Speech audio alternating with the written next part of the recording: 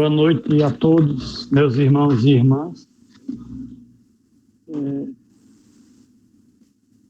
Nós vamos dar sequência ao nosso estudo, agradecendo desde já a oportunidade que a espiritualidade nos concede de estarmos juntos, reunidos, na busca do conhecimento, que venham a nos ajudar a melhor conduzir os nossos passos. Nós estamos estudando o Livro dos Médiuns, na sua segunda parte, e hoje nós vamos para o capítulo 22, da mediunidade entre os animais. Kardec, ele se doou integralmente à doutrina de corpo e alma, dedicou a sua encarnação para nos legar toda uma estrutura que facilite muito para nós que estamos querendo assimilar a relação entre o mundo físico e o mundo espiritual. Nessa doutrina, nós encontramos, além disto, toda a elaboração do que significa ética e moral. Então, Kardec não deixou nada sem tocar, sem buscar o que pudesse, o que fosse possível sobre algum tema. E então, nós estamos aqui abordando hoje essa temática. Será que os animais podem servir de médium aos espíritos? Então, Kardec continua a nos ajudar nesse item 234, dizendo assim: os animais podem ser médiums? Muitas vezes se colocou esta pergunta e certos fatos pareciam respondê-la afirmativamente. O que se pôde, sobretudo, abonar esta opinião foram os sinais notáveis de inteligência de certos pássaros adestrados que parecem adivinhar o pensamento e tiram de um maço de cartas as que podem dar a resposta exata a uma questão proposta. Observamos essas experiências com cuidado todo particular. E o que mais admiramos foi a arte que foi necessário desdobrar para a instrução desses pássaros. Vejam só, Kardec observou cuidadosamente esse evento para poder dizer alguma coisa a respeito. E ele continua: não se lhes pode, sem dúvida, recusar uma certa dose de inteligência relativa, mas seria preciso convir que, em certas circunstâncias, sua perspicácia ultrapassaria de muito a do homem, porque não há pessoa que possa se gabar de fazer o que eles fazem. Seria preciso mesmo, para certas experiências, lhes supor um dom de segunda vista superior aos dos sonâmbulos mais clarividentes. Kardec comparou essa ocorrência com as experiências que ele tinha com os sonâmbulos, ou os espíritos desencarnados em desdobramento sonambúlico. E ele vai explicar o porquê. Com efeito, sabe-se que a lucidez é essencialmente variável e que está sujeita a frequentes intermitências, ao passo que entre esses pássaros ela seria permanente e funcionaria no momento próprio com uma regularidade e uma precisão que não se vê em nenhum sonâmbulo. Numa palavra, ela nunca lhe saltaria. Quer dizer, os pássaros que puxam as cartas sempre tinham à sua disposição a condição de adivinhar as cartas, o que não ocorre com os médios e com os médios sonambúlicos, porque nem sempre se consegue o que se deseja. Então, nesse caso, os pássaros estariam acima dos médios homens. E ele continua. A maioria das experiências que vimos foram da natureza daquelas que fazem os prestidigitadores e não puderam nos deixar dúvidas sobre o emprego de algum de seus meios, principalmente o das cartas forçadas. A arte da prestidigitação consiste em dissimular esses meios sem o que o efeito não teria encanto. O fenômeno mesmo reduzido a essa proporção não é menos interessante e lhe resta sempre para admirar o talento do instrutor, como também a inteligência do aluno, porque a dificuldade a vencer é bem maior da que se o pássaro não agisse senão em virtude de suas próprias faculdades. Ora, levar os pássaros, a fazer coisas que superam o limite do possível para a inteligência humana, está provado só por isso o emprego de um procedimento secreto. Não chegam a esse grau de habilidade senão ao fim de um certo tempo e com a ajuda de sons particulares e perseverantes, porque não seria necessário se sua inteligência fizesse sozinha os encargos. Não é mais extraordinário dirigi-los para tirar as cartas do que habituá-los a repetirem músicas ou palavras. Ocorreu o mesmo quando a prestidigitação quis imitar a segunda vista. Levava o sujeito ao extremo para que a ilusão fosse de longa duração. Desde a primeira vez que assistimos a uma sessão desse gênero, nela não vimos senão uma imitação muito imperfeita do sonambulismo, revelando a ignorância das condições mais essenciais dessa faculdade.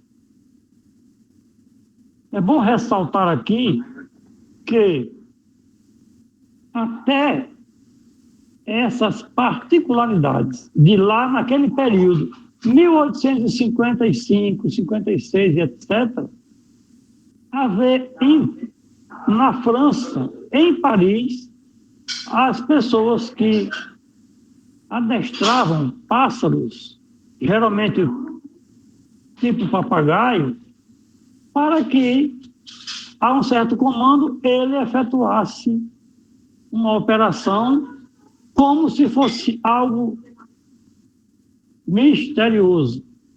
Então, serviu até para que Kardec trouxesse para nós esse comparativo, demonstrando para nós que,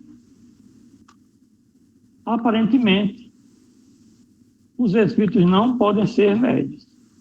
Mas a gente vai continuar para verificar o que se diz, afinal, a respeito disso. E ele continua.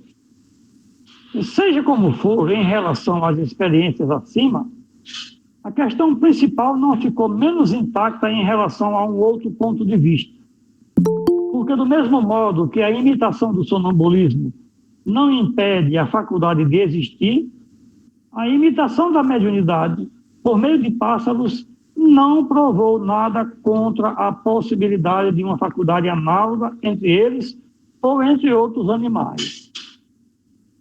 Trata-se de saber, pois, se os animais são aptos, como os homens, para servirem de intermediários aos espíritos para suas comunicações inteligentes.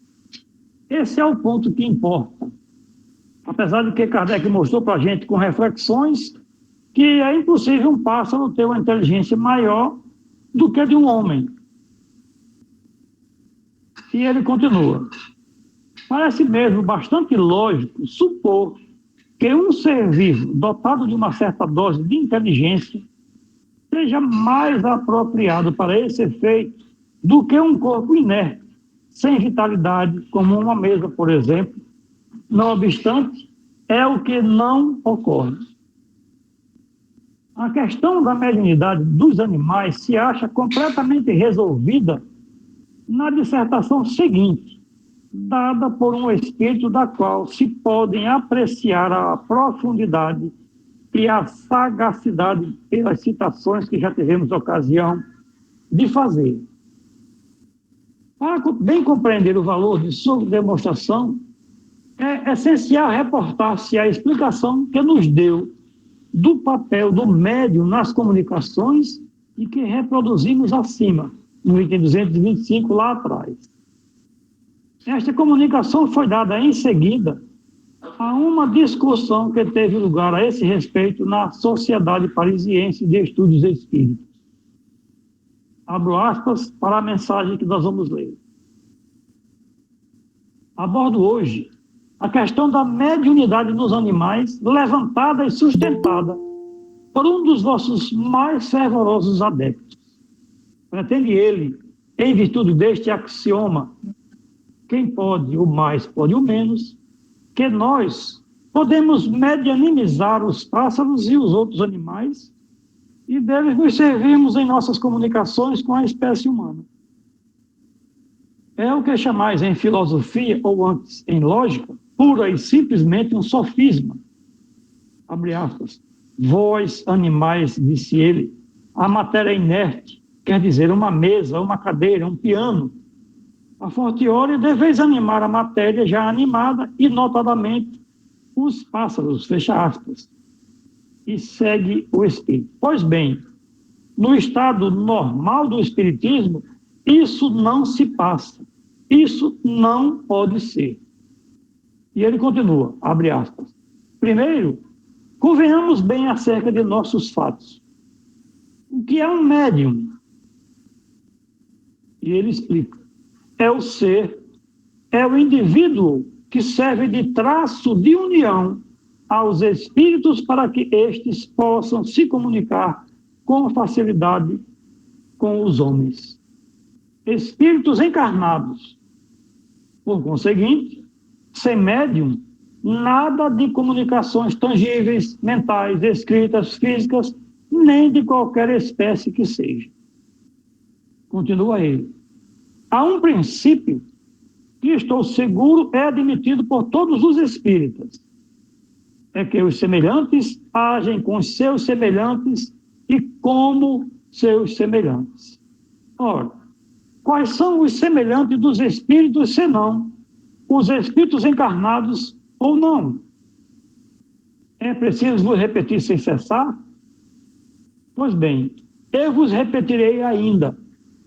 Vosso perispírito e o nosso são hauridos no mesmo meio, são de uma natureza idêntica, são semelhantes numa palavra.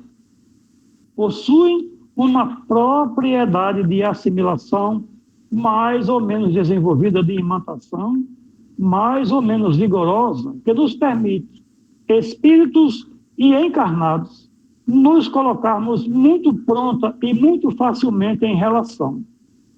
Enfim, o que é peculiar aos médiuns, o que é da essência mesma da sua individualidade, é uma afinidade especial e, ao mesmo tempo, uma força de expansão particular que anula neles toda refratariedade e estabelece entre ele e nós uma espécie de corrente, uma espécie de fusão que facilita nossas comunicações. De resto, é essa refratariedade da matéria que se opõe ao desenvolvimento da mediunidade na maioria daqueles que não são médiuns. Continua o Espírito na sua mensagem. Os homens são sempre levados a tudo exagerar. Uns, e não falo aqui dos materialistas, recusam uma alma aos animais. E outros lhes querem dar uma, por assim dizer, semelhante à nossa. Por que querer, assim, confundir o perfectível com o imperfectível? Não. Estejais convencidos. O fogo que anima as bestas, o sopro que as faz agir, mover e falar em sua linguagem, não tem, quanto ao presente, nenhuma aptidão para se misturar, se unir, fundir com o sopro divino, a alma etérea, o espírito em uma palavra, que anima o ser essencialmente perfectível. O homem, esse rei da criação. Ora, o que faz a superioridade da espécie humana sobre as outras espécies terrestres não é condição essencial de perfectibilidade? Pois bem, reconheceis, pois, que não se pode assimilar ao homem único perfectível em si mesmo e em suas obras, nenhum indivíduo de outras raças vivas sobre a Terra. Continuemos com a mensagem do Espírito. O cão, que pela sua inteligência superior entre os animais se tornou o amigo e o comensal do homem, é perfectível por si mesmo e por sua iniciativa pessoal? Ninguém ousaria sustentá-lo, porque o cão não faz progredir o cão. E aquele dentre eles que é o melhor adestrado, é sempre adestrado por seu mestre. Desde que o mundo é mundo, a lontra constrói sempre seu abrigo sobre as águas, segundo as mesmas proporções e seguindo uma regra invariável. Os rouxinóis e as andorinhas não construíram jamais seus ninhos de modo diferente do que seus pais o fizeram. Um ninho de pardais antes do dilúvio, como um ninho de pardais da época moderna, é sempre um ninho de pardais edificado nas mesmas condições e com o mesmo sistema de entrelaçamento de fibras, de ervas e resíduos, recolhidos na primavera, na época dos amores. As abelhas e as formigas, essas pequenas repúblicas caseiras, jamais variaram seus hábitos de abastecimento, seu comportamento, seus costumes, suas produções. Enfim, a aranha tece sempre a teia do mesmo modo. De outro lado, se procurais as cabanas de folhagem e as tendas das primeiras idades da terra, encontrareis em seu lugar os palácios e os castelos da civilização moderna. As vestes de pele brutas se sucederam os tecidos de ouro e de seda. Enfim, a cada passo encontrareis a prova dessa marcha incessante da humanidade em direção ao progresso. Desse progresso constante, invencível, irrecusável da espécie humana e desse estacionamento indefinido das outras espécies animadas, concluí comigo que existem princípios comuns ao que vive e ao que se move sobre a Terra: o sopro e a matéria.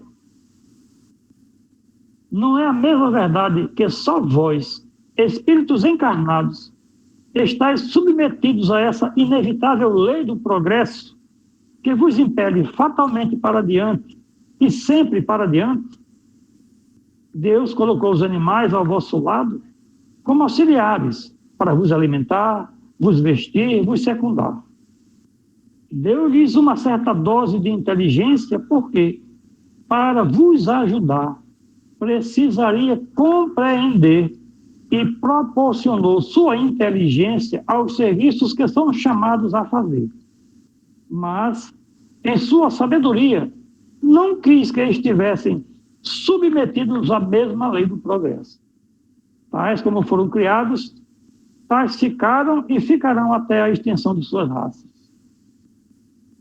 Costuma-se dizer, os espíritos medianimizam e fazem mover a matéria inerte, as cadeiras, as mesas, os pianos. Fazem mover, sim, mas medianimizar, não. Porque, ainda uma vez, sem médium, nenhum desses fenômenos podem produzir-se.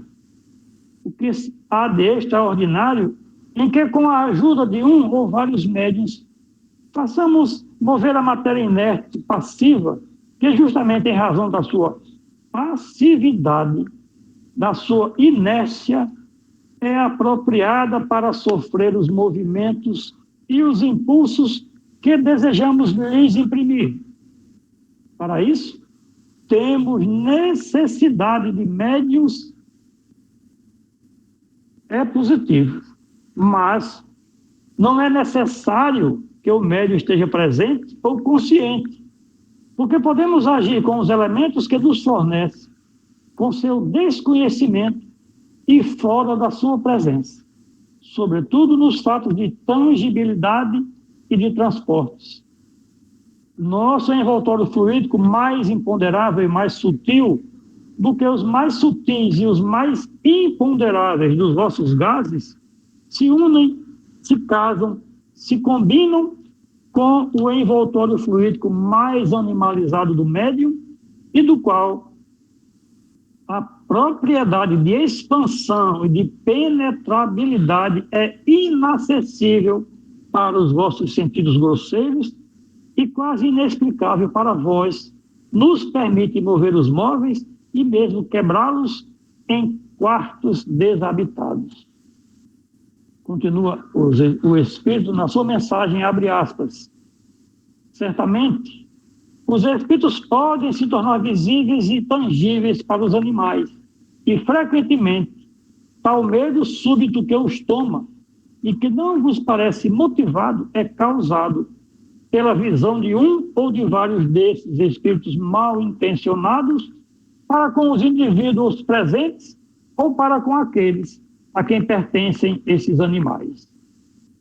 Muito frequentemente, observai cavalos que não querem nem avançar nem retroceder, ou que empinam diante de um obstáculo imaginário. Pois bem, tende por certo que o obstáculo imaginável frequentemente é um espírito ou grupo de espíritos que se comprazem em lhes impedir de avançar. Lembrai-vos da mula de Balaão, que vendo o anjo diante de si e temendo sua espada flamejante, se obstinava em não mover-se.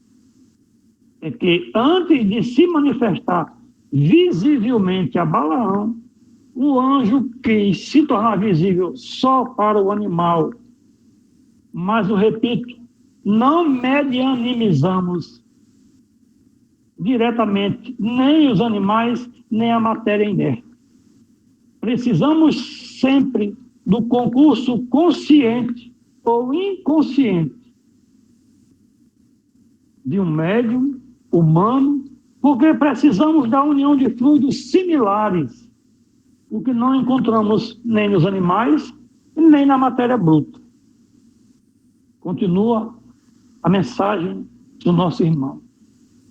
O senhor T, disse ele, magnetizou seu cão. Aqui chegou, ele o matou, porque esse infeliz animal morreu depois de cair numa espécie de atonia, de languidez, consequente de sua magnetização. Com efeito, inundando-o de um fluido aurido em uma essência superior à essência especial, a sua natureza a esmagou e agiu sobre ela, embora mais lentamente, à maneira do raio. Portanto, como não há nenhuma assimilação possível entre o nosso perispírito e o envoltório fluídico dos animais propriamente ditos, nós os esmagaríamos instantaneamente se os mediunizássemos. Isso estabelecido, reconheço perfeitamente que entre os animais existem aptidões diversas, que certos sentimentos, certas paixões idênticas às paixões e aos sentimentos humanos se desenvolvem neles, que são sensíveis e reconhecidos, vingativos e odientos, conforme se haja bem ou mal para com eles. É que Deus, que não faz nada incompleto, deu aos animais companheiros ou servidores do homem qualidades de sociabilidade que faltam inteiramente aos animais selvagens que habitam as solidões. Mas, daí a poder servir de intermediário para a transmissão do pensamento dos espíritos, há um abismo, a diferença das naturezas. Sabeis que tomamos ao cérebro do médium os elementos necessários para dar ao nosso pensamento uma forma sensível e compreensível para vós. É com a ajuda dos materiais que possui que o médium traduz nossos pensamentos na linguagem vulgar. Pois bem, que elementos encontraríamos no cérebro de um animal? Há palavras, nomes, letras, sinais quaisquer, similares àqueles que existem entre os homens, mesmo os menos inteligentes? Entretanto, direis, os animais compreendem o pensamento do homem, adivinham-no mesmo. Sim, os animais adestrados compreendem certos pensamentos, mas já os vistes reproduzi-los? Não. Concluí, pois, que os animais não podem nos servir de intérpretes. Para me resumir, os fatos medianímicos não podem se manifestar sem o concurso consciente ou inconsciente dos médiuns, e isso apenas entre os encarnados, espíritos como nós, que podemos encontrar aqueles que nos servem de médiuns. Quanto ao adestramento dos cães, dos pássaros ou outros animais, para fazer tais ou tais exercícios, é assunto vosso e não nosso. Assina a mensagem o Espírito Erasto. Meus irmãos, observem que constantemente ele faz questão aqui de dizer que eles, os espíritos, necessitam de nós, os encarnados, para agirem sobre a matéria. E aí é aquela situação. Se nós nos qualificarmos, nós poderemos ser úteis a esses irmãos. O outro ponto que salienta daqui é que não tem como os espíritos utilizarem os animais como médiuns. É a conclusão que nós podemos chegar do que aqui está dito. Né? Ele coloca para nós que não é necessário que o médium saiba ou que esteja presente para que eles utilizem alguma coisa do médium, os fluidos, para fazer essa ou aquela ação. Então, eles têm a condição de agirem sobre nós, utilizarem nossas energias, sem que nós nos demos conta disso. Eu fiz esse ponto porque é sempre bom lembrar que, de acordo com o nosso pensamento, com os nossos anseios, com os nossos sentimentos, nós podemos selecionar os espíritos que estarão ao nosso lado. Então, o ponto marcante de tudo isso é que a gente está buscando saber dessa realidade com um pouco mais de profundeza, para que a gente possa se trabalhar e andar, digamos assim, em paz e em harmonia, sendo bem acompanhado.